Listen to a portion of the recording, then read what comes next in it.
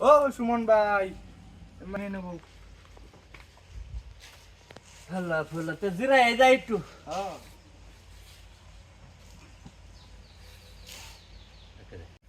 সুমন ভাই, হ্যাঁ তোমার নাম যে বাঘা সুমন, এই বাঘা সুমনটা কি হইলো শোনা আছে ঘটনাটা? তে কইতাম আমি। হ্যাঁ হ্যাঁ আচ্ছা শুনো, তে শুনো আমি কই।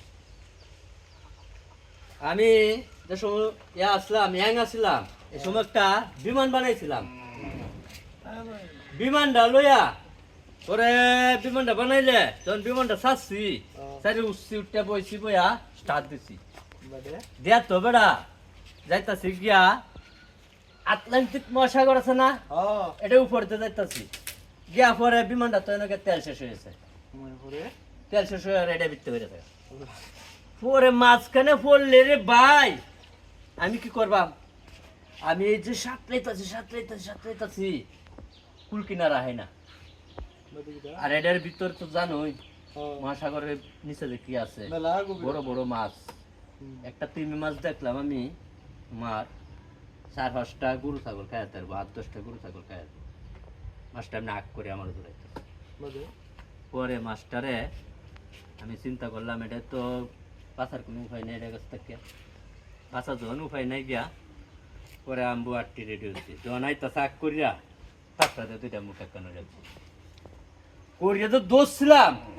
পরে আমার একটা ধাক্কা দিল, যাইতে যাইতে যাইতে যাইতে আমেরিকার যে মাড়ির হাটটা আছে না, এই মাড়ির হাটটা না ড্যাস খাওয়াইছে। ডিগবাজি কে আগে হচ্ছে জঙ্গলের মধ্যে।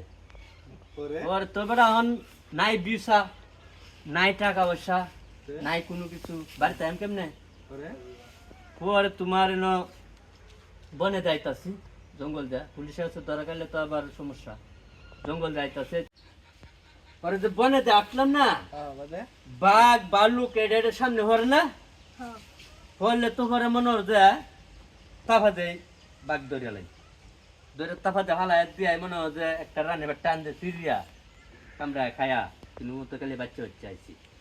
পরে তারপরে মরবো আমারে তিমি মাস্টারে যে দোষিলাম, তিমি মাস্টার আমার সাথে কুলাইছে না, বাঘে তারপরে মারবো আমারে। বাঘের এবার ট্যাং সিরিয়াল চেয়ে সিরিয়া কায়া কায়া আইছি। ওর এই যে আমাজন জঙ্গল ঢুকছি আগে, ও সুন্দরবন জঙ্গল বাইয়া 2-4টা বাঘ মারিয়া এই যে কান্দার বাড়িতে ঢুকিয়া পরে আইছি আমরা কুন্ডাটি গাও। এই থেকে পরে আমার নাম তো কি তো জানো, বাঘা সুমন। বেড়া বাঘা সুমন কি এমনিটা হইছে না, কারণ আছে যথেষ্ট। কারণ আছে, এটা দেখে বাঘা সুমনটা।